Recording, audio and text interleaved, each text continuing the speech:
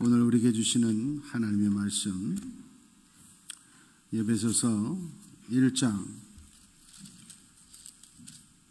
15절에서 19절 말씀 교독하고 마지막 절은 함께 읽습니다.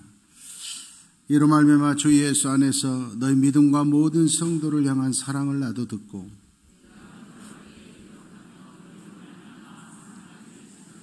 우리 주 예수 그리스도의 하나님 영광의 아버지께서 지혜와 계시의 영을 너희에게 주사 하나님을 알게 하시고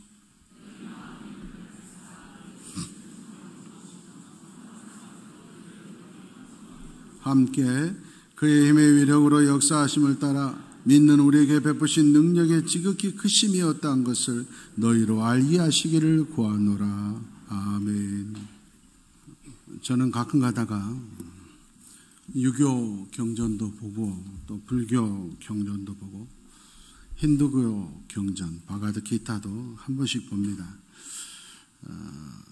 그것들을 보면서 느낀 게 사람도 자기를 개발하고 깊은 묵상의 세계에 빠지면 대단한 신적 능력을 가질 수가 있다. 참 대단하다는 걸 많이 느낍니다.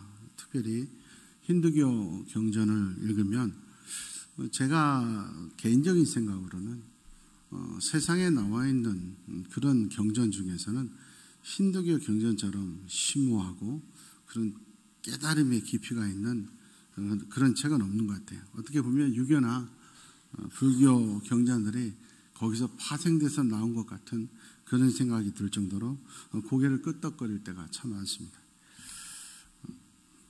이번 주에 논어를 잠깐 보는데 거기서 참 감동적인 문장을 좀 봤습니다. 지자, 불혹, 지혜로운 사람들은 미혹되거나 유혹되지 않는 사람이 지혜로운 사람이 누구냐? 공부 잘하는 사람이 아니고 미혹되거나 유혹에 넘어가지 않는 사람이 지혜로운 사람이에요.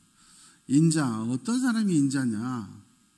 부루, 근심하지 않는 사람. 걱정, 근심이 많은 사람들, 이런 사람들이 인자가 아니다는 거예요. 용자, 진정한 용자는 뭐냐?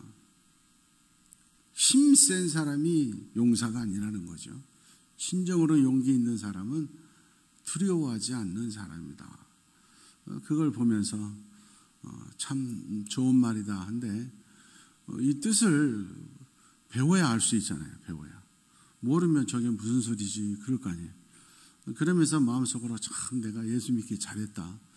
우리 성경은 이렇게 배우지 않아도 그냥 가장 쉬운 말로 기록이 되어 있잖아요. 가장 지혜로운 사람은 누구냐? 가장 지혜로운 자는 여호와를 경외하는 자다.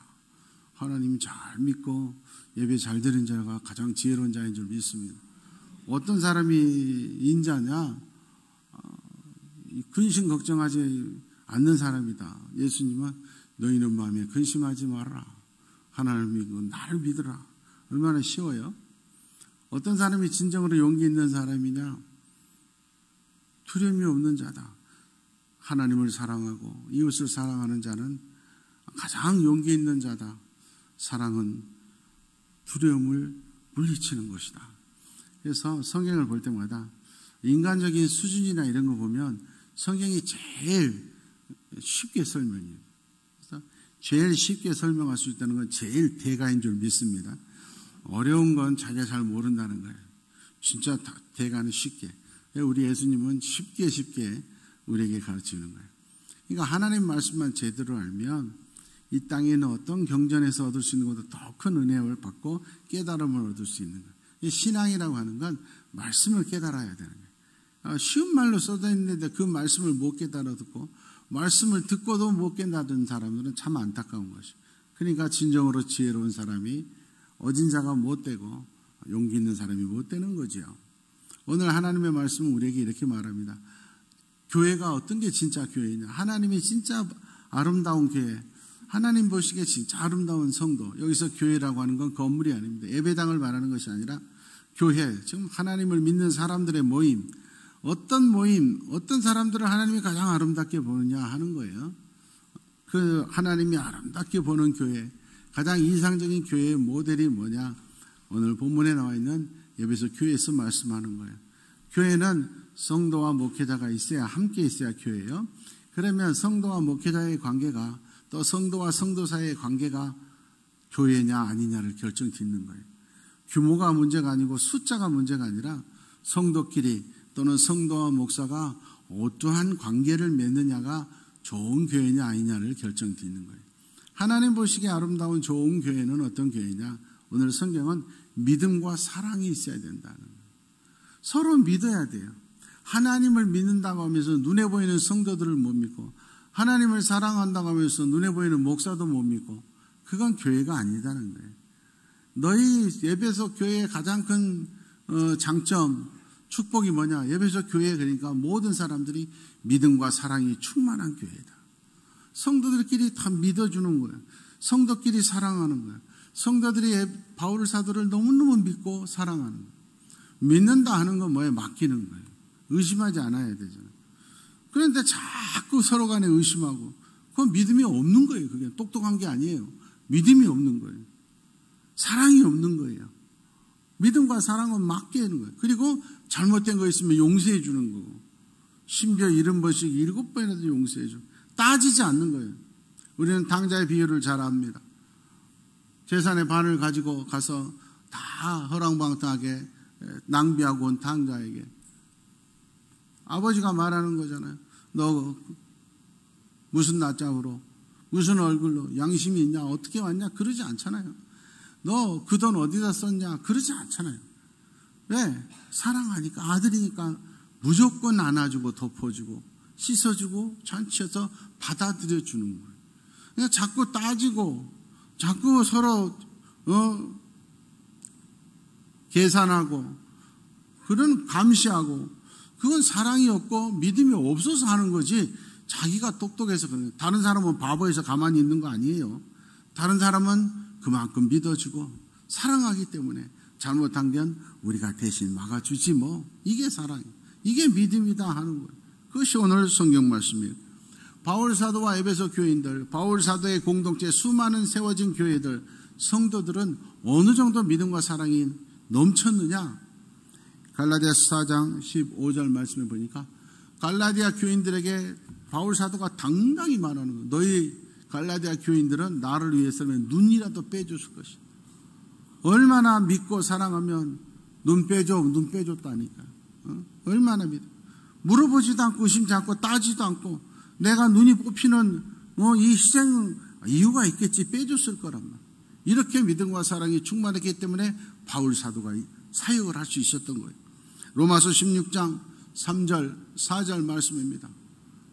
로마서 16장은 한 장 전체, 로마서의 마지막에 바울 사도의 사역에서 잊을 수 없는 사람들의 이름을 기억하고 있어요. 그 중에 한 부부가 나옵니다. 브리스가와, 또는 다른 본문에는 브리스길라라고 하죠. 브리스길라와 아굴라 두 사람, 한 부부를 말합니다. 여기서 아내인 브리스길라가 먼저 이름이 나오고 남편인 아굴라가, 이거 중요한 의미가 있어요. 제가 수도 없이 여러 번 말씀드렸지만 남편에게 모든 걸 양보하십시오. 남편을 잘 섬기십시오. 그러나 명심하십시오. 가정을 살리려면, 진정으로 축복받는 가정이 되려면 영적인 것은 아내가 호주가 돼야 돼요. 영적인 것은 당신 나를 따라와야 된다. 그래야 돼요. 그래야 가정이 삽니다. 그래서 이 가정이 하나님 앞에 바울의 역사는 가장 훌륭한 가문이 됐어요. 이 브리스겔라와 아굴라는 나를 위해서는 목숨까지도 줬을 것이에요. 여러분, 로마서 16장의 첫 번째, 바울 사도가, 이 사람들은 두 번째예요. 첫 번째로 잊을 수 없는 사람, 베베, 이도 여자 집사예요. 여러분, 한국 교회도, 우리 한국 교회를 살린 건 여자 권사님들, 여자 성도들이에요. 여자 성도들이 믿지 않는 남편 핍박과 박해 속에서도 그 남편 전도해가지고 장로 만들었어요. 한국 교회에 오늘에 있는 건 여자들이 대단히 중요해요. 하나님 앞에서 이런 여자가 똑바로 쓰면 그 가정은 살아납니다. 진정한 축복의 주인공이 되는 거예요. 아무튼 브리스길라와 아굴라 같은 이런 부부가 있었기 때문에 바울 사도의 역사가 일어나는 거예요. 마가복음 15장 40절 그리고 41절을 보면 3년 동안이나 가르친 남자 제자들이 예수님이 십자가에 못 박히게 다 도망가 버렸어요. 그런데 보세요. 여자들은 끝까지 예수님 따라 무덤에 묻혔는데 무덤까지도 부활하는 날 무덤에도 찾아가 끝까지 예수님을 함께하고 후원하고 동지가 돼준 건 여자들. 그래서 초대교회는 믿음 제일 좋은, 교회에서 믿음 제일 좋은 사람들을 마리아다, 마리아 같은 분들이다. 그래서 마리아라 그랬던 거예요. 여러분, 특별히 우리 교회 여성들 하나님 앞에서 여러분의 가정에 귀한 호주인 줄 알고 든든히 서서 영적인 다 마리아들 되기를 원합니다. 이들이 끝까지 함께 했으니까 예수님의 공생의 사역, 인류 구원을 위한 십자가 사역을 마칠 수 있었다 하는 거, 혼자서 되는 게 아니다 하는 거예요. 사도행전 20장 35절에서 38절 말씀에 보면 바울 사도가 헤어지는 거예요. 바울 사도가 헤어질 때 모습이 나와 있는 거예요. 무릎 꿇고 같이 기도하고 37절 38절에 보면 목을 껴안고 너무나 가슴 아프다. 언제 또 보냐. 고난의 길에 더 함께하지 못해서 미안하다. 바울 사도와 장로들이 울면서 헤어지는 모습이 나와요. 이런 믿음의 교회였기 때문에 이름 없는 팔레스틴의 작은 마을에서 태어난 예수 그리스도와 예수 공동체 사람들이 유럽을 정복하게 되는 거예요. 한국 교회가 가장 부흥한, 가장 발전된 그러한 시기가 언제였습니까? 제가 초등학교 초등학교에 다닐 때는 무진 불같이 교회가 있어요. 여러분, 한국의 교회 성장이 박정희 대통령이라는 탁월한 지도자가 있었다는 것도 중요한, 소신 있는 지도자도 중요하지만, 그러나 잘못한 것도 너무 많기 때문에 그 사람의 노력이 아니야. 교회가 부흥했기 때문에 이 나라가 가장 부흥한 줄 믿습니다. 그때 교회가 부흥할 때 저는 지금도 생생히 기억해요. 그때는요, 교회 목회자들이 이사가고 바뀔 때는요, 교인들이 다 이사하는 날 모였어요. 그리고 울면서 서로 헤어졌어요. 요즘 보십시오. 그런 모습 볼 수 있나? 목사가 이사 갈 때 나와보지도 않아요. 언제 이사 간지도 모르고 교인들이 목사님 바뀌었네 그래요. 심지어는 목사 쫓아내요. 교인들 간에 상처 입으면 눈물 흘리면서 기도했었어요. 저 권사님들끼리 싸운다. 교인들이 막 금식하며 기도했어요. 요즘은 그런 거 없어요. 싸우면 다른 교회로 옮겨버리면 돼요. 회개가 없어요. 사랑이 없어요. 그러니까 하나님의 역사가 일어나지 않는 거예요. 숫자는 많아지만 진짜들이 드물어졌다 그 말이에요. 그러니 사회에서 오히려 염려와 걱정거리가 된다. 주기철 목사님이 수 있었던 게 조만식 장로님 계셨기 때문이에요. 한경직 목사님이 영락교회를 세우고 우리나라에 수많은 교회를 세우고 월드비전의 역사를 이루건 것은 한경직 목사님 훌륭한 분이셨지만 함께한 장로님들, 그분들 때문에. 저는 신대원 3년 동안 한경직 목사 장학생이었습니다. 그럴 때 무슨 등록금, 기숙사비, 대줘서 좋은 것도 있었지만 저는 항상 그날을 기다려요. 1년에 봄, 가을 두 차례씩 우리 한경직 목사님 장학생들은 남한산성 가서 한경직 목사님과 같이 식사하고 목사님이 좋은 말씀 들려주셨어요. 그 시간이 너무나 행복하고 참 좋았어요. 그런데 제가 그럴 때 참 탐복했었어요. 그 영락교회 장로님들, 한국유리 회장님부터 시작해서 쟁쟁한 분들이에요. 대학 총장 이런 분들이고 정말 재벌들이고 대단하지 않습니까? 그런데 제가 신학교 다닐 때 잊을 수 없는, 남한산성에 보통 한 7, 8분 장로님들이 대동을 하거든요. 그 한 목사님 앞에 앉지도 못해요. 앉지도. 신처럼 모셔. 심지어 같이 고기 구워 먹거든요. 그러면 한경직 목사님하고 저희들하고 앉아서 먹어요. 그 쟁쟁한 장로님들이 고기 굽는 도움이에요. 제가 굉장히 그분들이 바보여서 그런가요? 그런 목회자와 장로들 간에 그런 사랑과, 여러분 사랑하는 사람은 손에 물 안 묻히고 잘해주고 싶잖아요. 사랑한다고 그러고 아주 부려먹는 건 다 거짓말이에요. 사랑하면 더 올려주고 더 높게 해주고 그런 거예요. 그러니까 사랑이 없으니까는 싸우는 거죠. 사랑이 없으니까 믿지 못하니까 싸우는 거예요. 그런 장로님들이 대단한 분들이 계셨기 때문에 황경지 목사님이 템플턴 상을 받는 거예요. 오직 한 분밖에 없잖아요. 그런 장로님들과 황경지 목사님의 아름다운 관계가 역사를 일으키는 거예요. 그런 모습들이, 그런 믿음과 사랑이 하나님 앞에 능력으로 나타나는 거예요. 바울 사도와 에베소 교회, 갈라디아 교회, 그리고 로마서 16장에 나오는 수많은 동력자들의 관계, 이게 그런 믿음과 사랑의 관계가 진정한 교회인 줄 믿습니다. 우리 성도들 간의 다툼, 성도들 간의 오해, 성도들 간에 풀지 못한 것 회개하고 내가 먼저 손을 내밀기를 바랍니다. 믿어주십시오. 따지고 감시하려고 하지 마십시오. 내가 따지고 감시하면 그 사람도 날 따지고 감시해요. 그러면 싸움밖에 없습니다. 그러면 교회는 분열되는 거예요. 그런데 무슨 사랑이 있겠어요? 맡겨주세요. 믿고 맡겨주고, 잘못한 건 내가 감싸준다 그러고, 내가 용서해주고, 그래서 사랑의 공동체, 믿음의 공동체가 우리 교회가 되기를 원합니다. 그것이 오늘 본문에 나와 있는 모습입니다. 두 번째, 정말 하나님 보시기에 아름다운 교회의 모습은 뭐냐? 지혜와 계시의 영을 받은 사람들의 모습이다.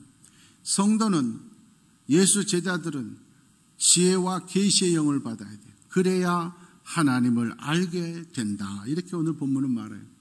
여러분, 지혜와 계시의 영을 받아서 하나님을 아는 게 뭘까? 어떤 신비한 세계, 또 다운 4차선의 세계, 이런 것만, 환상만 보고 그런 게 아닌 거예요. 지혜와 계시의 영을 받아서 정말로 하나님을 아는 성도들, 그런 모임, 그런 교회는 어떤 교회냐? 어떤 사람들을 말하느냐? 세 가지를 의미합니다. 첫 번째가 마음 눈이 밝아진 자들이다. 오늘 성경은 말해요. 예수 믿으면 마음 눈이 밝아져요. 영의 눈이 떠진다 이러는 거예요. 그러면 내가 영의 눈이 떠지면 뭘 보는가? 신비한 환상만 보는 게 떠지는 게 아니야. 지혜의 계시의 영이 임해서 하나님을 알고 마음의 눈이 밝아진 자들은 어떤 사람들이냐? 가난한 자, 연약한 자, 불쌍한 이웃이 눈에 보이는 자가 영의 눈이 열린 자예요. 영의 세계다 그래가지고 영적인 것만을 하는 거예요. 예수님이 영적인 것으로 해결하려면 이 땅에 오시지 않았어요. 가장 최고의 영성은 뭐냐? 이 땅에서 사람과 사이에서 이 땅에 살면서 주님이 원하시는 모습으로 살아가는 게 최고의 영성인 거예요. 신비한 현상을 지닌 것이, 그것이 영성에 다가간다. 진정한 영성은 하나님이 주신 귀한 생명들, 그들을 불쌍히 여길 줄 알고 그들을 도와주고 나눠주고 함께 할 줄 아는 게 마음의 눈이 밝아진 자들이다 하는 거예요. 복음을 알지 못해서 지옥을 달려가는 자들이 불쌍히 여길 줄 아는 눈을 가져야지. 지혜와 계시의 영을 받지 못한 사람들, 마음의 눈이 열리지 않는 사람들은 자기와 자기 가족밖에 안 보여요. 이 세상의 성공과 부귀영화밖에 안 보여요. 그건 마음의 눈이, 영의 눈이 열리지 않은 사람이다. 시편 41편 1절 말씀입니다. 가난한 자를 보살핀 자에게 복이 있다. 하나님께서 어떤 어려운 재앙이 있어도 건지시리다. 반대로 하면 뭡니까? 내가 주변에 가난한 자를 보살피지 않는다면 복이 없는 저주의 사람들이고, 내가 고난당할 때 하나님이 안 건져주신다. 잠언 28장 27절 말씀입니다. 가난한 자를 구제하는 자는 궁핍하지 않다. 그러나 가난한 사람들 못 본 채 한 자는 저주가 크리라. 예수 안 믿는 사람들은 가난한 자 도와주지 않는다. 나만 잘 살면 돼요. 나만 죄 안 지면 돼요. 그러나 우리는 그렇잖아요. 우리 주변에 가난한 자들, 우리 주변에 소외된 자들, 장애인들, 불쌍한 자들, 그들과 함께 하는 자들이 마음의 눈이 밝은 하나님의 백성들, 참된 교회의 모습이다. 잠언 19장 17절 말씀입니다. 가난한 자를 불쌍히 여겨서 그들을 돌보는 자는 하나님께 구워드리는 거다. 하나님이 반드시 그의 선행을 갚아주신다. 내 주변에 불쌍한 사람들 도와주는 것이 최고의 투자인 줄 믿습니다. 하나님이 갚아주시는, 절대 부도날 일이 없어요.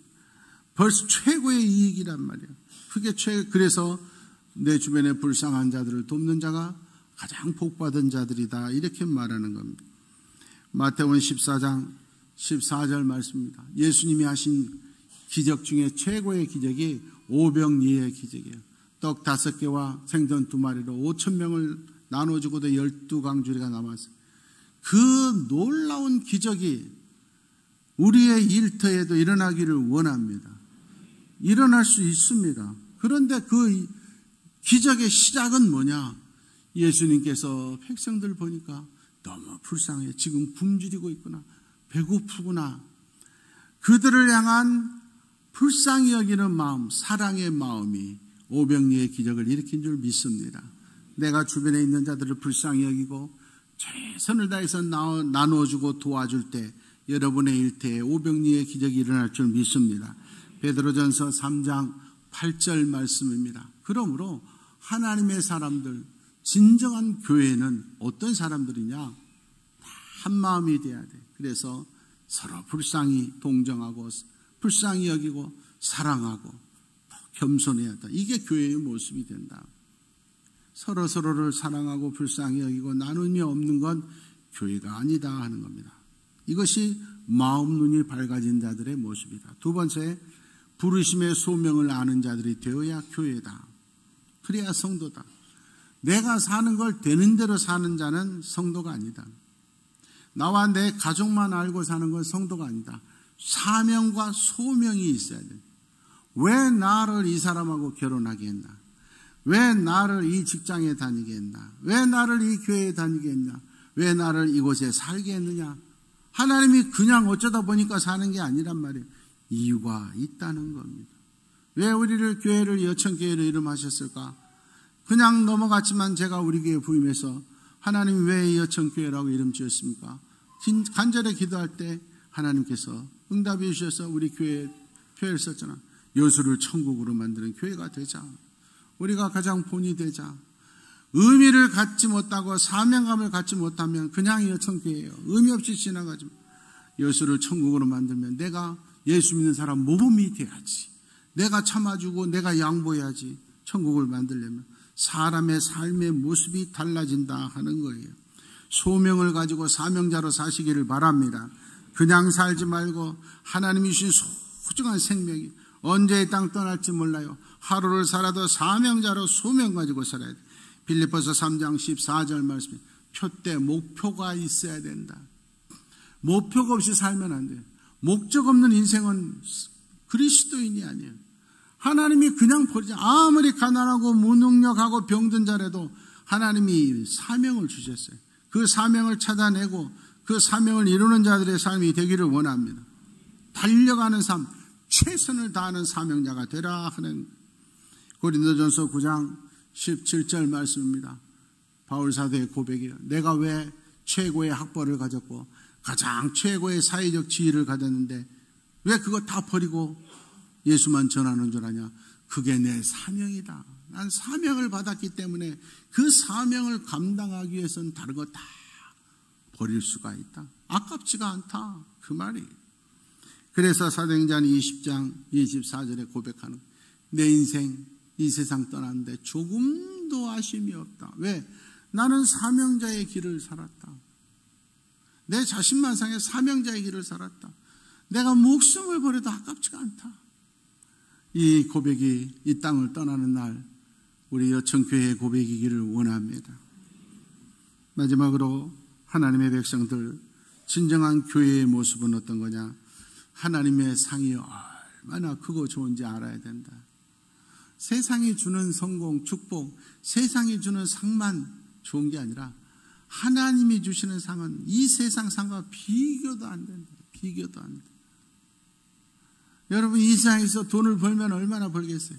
높아지면 얼마나 높아지겠어요? 자녀들이 잘 되면 얼마나 잘 되겠어요? 하나님이 주시는 상은 영생 천국인 줄 믿습니다. 하나님이 자녀 축복해 주면 천대까지도 복을 받는다. 근데 그 상을 생각 안 하고 교회 다니는 사람들이 많다는 거예요. 아니 그렇게 어마어마한 상을 주신다고 약속해 주셨는데 30배, 60배, 100배를 주신다고 했는데 왜 성도들이 새벽에 나와서 기도하지 않고 금요일 밤에 왜 나오지 않아요? 왜 하나님 앞에 헌금 드리지 않고 불쌍한 사람도 안 도와줘요? 안 믿기 때문에 믿어지지가 않아요. 내일 새벽 기도부터 올 수능날까지 여천교회 새벽 기도 한 번도 안 빠진 사람은 서울대학교 자녀들 특차로 합격시켜준다 그러면 앉을 자리 없습니다. 여기. 근데 하나님이 뭐라고 그랬어요? 1000대까지 복을 준다고 그래요. 내 말을 지키고 순종하는 자 너 이름을 세상 모든 민족보다 뛰어나게 하신다고 말씀했는데 왜 안 나오지요? 안 믿기 때문이에요. 여러분 중요한 거예요. 하나님의 백성들은 하나님의 상을 믿어야 된다. 하나님은 지금 살아계신다니. 반드시 결산할 날이 온다니까요. 나밖에 모르고 살았던 사람들은 천국 가서 1달란트 받은 사람. 여러분 5달란트, 2달란트, 1달란트 받은 비유가 1달란트 받은 사람은 지옥 가고 2달란트, 5달란트 받으면 천국 간다. 그게 아니에요. 천국에서 비유. 천국은 이러하니라. 똑같이 천국 가도요. 나밖에 모르고 구원받은 부끄러운 구원받은 사람은 1달란트 받은 사람처럼 천국에서 통곡하면서 후회하고 슬피 울고 쫓겨난 삶을 산다니까. 천국은 누구나 다 똑같이 사는 곳이 아니에요. 그건 불공평한 사회죠. 이 땅 인생에서 하나님 앞에 헌신하고 충성하는 자들은 5달란트 받은 자들의 삶이 있을 것이고 그 삶의 구체적인 건 우리가 알 수 없지만 분명한 건 반드시 결산할 날이 온단 말이에요. 힘들고 바빠도 경제적으로 어려워도 어려운 자들과 나누고 돕고 기도하고 헌신하는 사명자의 삶을 사는 사람들은 축복의 삶이 있다는 거예요. 상이 있다는 거예요. 오늘 성경은 말합니다. 하나님의 기업의 영광의 풍성함이 얼마나 큰 줄 아냐. 그걸 봐라. 우리에게 베푸신 능력, 우리에게 주실 상이 얼마나 큰 줄 아냐. 여러분 명심하십시오. 세상 부경은 덧없는 거예요. 어제 뉴스 보신 분 계시겠지만 LG그룹에서 아버지가 돌아가시고 자녀들에게 지금 LG를 물려받은 아들과 딸들에게 유산을 분배했어요. 근데 몇 년의 세월이 자기들 다 나눠 가졌는데 어제 뉴스 보신 분 계시겠지만 그 누나들이 불공평하다는 거예요. 더 받아야 되는데 지 혼자 더 많이 가졌다고 한배에서 나온 남매들이 다시 또 재판 시작이 됐어요. 형제끼리 돈 때문에 서로 싸우는 거예요. 대재벌의 가문이면 뭐합니까? 형제간에 서로 사랑하고 서로 만나서 기쁨이 없는 게 없고 모여서 누가 더 돈 많이 갈까나 서로 재판, 형제가 남매가 재판하는 그 가정이 복받은 가정이 아니에요. 그게 축복이 아니에요. 이 땅에서만 싸우는 것이 아니라 하나님을 모르는 자들은 분명히 성경에 지옥 가서 불 가운데서 통곡하는 삶이 있다고 그랬어요. 진정한 축복이 뭔 줄을 알아야 됩니다. 우리는 진정한 축복을 받아야 돼요. 하나님의 상을 받아야 되는 거예요. 세상 부귀영화만 쫓아보지 말고 하나님이 주시는 상을 바라보고 살 수 있는 우리 교회가 되기를 원합니다. 그래서 로마서 8장 18절에 이렇게 말. 지금 내가 하나님의 사람으로 교회로 성도의 모습으로 예수 제자를 사는 게 쉽지 않아. 힘들어. 나 살기도 힘든데 나눠주고 도와주고 사는 거 쉽지 않아. 그러나 그렇게 사는 인생이 고난일지라도 하나님이 반드시 결산하시는 날 나와 나에게 주시는 내 자녀에게 주시는 상급과는 비교할 수 없도다. 할렐루야. 편하게 살아서 통곡하는 노년에 통곡하고 천국 가서 통곡하는 인생 되지 마시고 대충 적당히 나만 즐기고 살지 마시고 그게 악한 인생이라는 걸 깨닫기를 원합니다. 능력을 줬잖아요. 물질을 줬잖아요. 건강을 줬잖아요. 지식을 줬는데 자기밖에 모르고 사는 날. 그래서 성경은 게으른 자라고 그러잖아요. 악하고 게으른 자. 반드시 그 게으름에 그 이기적임에 결산하는 날이 온다요. 분명히 성경에 기록되죠. 히브리서 11장 6절에 하나님께 나아가는 자, 예수 사람들, 교회 나온 사람들 잊어버리면 안 된다. 믿음이 있어야 하나님이 기뻐하신다. 아무리 돈 많고 건강해도 믿음이 없으면 하나님이 기뻐하시지 않는다. 결산날에 저주받은 인생 돼요. 구원받을 수가 없어요. 또 하나님께 나아가는 자는 예수 믿는 사람, 교회 다니는 사람들은 반드시 깨어라. 하나님이 계신다. 반드시 심판자가 계심을 믿습니다. 또 그 심판자는 반드시 결산 후 상 주시는 이심을 믿어야 할지니라. 하나님의 상 받는 자 되기를 원합니다. 나 상 필요 없어. 그런 교만한 자 되지 마십시오. 통곡할 날이 와요. 돈 많다고 교만하면 안 됩니다. 여러분 건강 잃어서 하나님이 건강을 줘서 통곡하면서 고통 속에 살 수도 있어요. 오늘 이 시간도 풀어갈 수도 있어요. 어리석은 인생 살지 마세요. 이 땅의 주인, 내 생명의 주인이신 하나님 반드시 결산하시고 상 주시는 있음을 믿습니다. 우리 성도들이 그런 분들 되기를 원합니다. 미국의 어떤 분인데 상상할 수 없는 축복을 받은 기적의 주인공이 되신 분이 계세요. 그분이 어떻게 이런 기적의 주인공이 됐냐 하니까 참 감동적인 말을 썼어요. 좀 깨달은 분들이, 도전하는 분들이 있었으면 좋겠습니다. 꿈을 가져야 된다. 일단 꿈이 있어야 된다. 하나님을 믿는 사람은 꿈이 있어야 돼요. 그런데 그 꿈을 내가 노력해서 이룰 수 있는 꿈을 세우지 말라는 거예요. 꿈을 세우되 하나님이 도와주시지 않으면 절대 있을 수 없는 꿈을 세우라는 거예요. 아유, 그거 불가능한데요. 어떻게 해요? 그런데 그런 꿈을 세우래. 그렇게 되면 참 감동적이에요.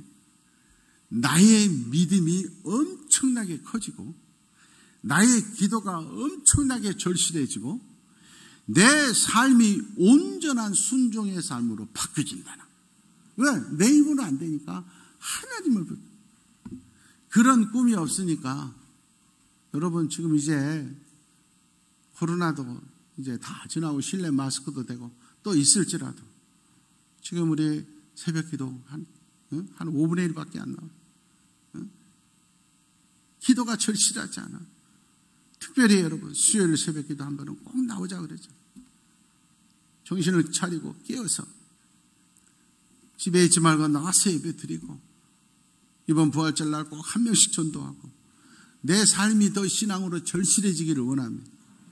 그런 자들이 하나님께서 우리가 상상할 수 없는 꿈을 이루는 자로 만들어 주실 줄 믿습니다. 교회는 건물이 아닙니다. 여러분이 교회입니다. 여러분이 그 기적의 주인공들 되시기를 축원합니다.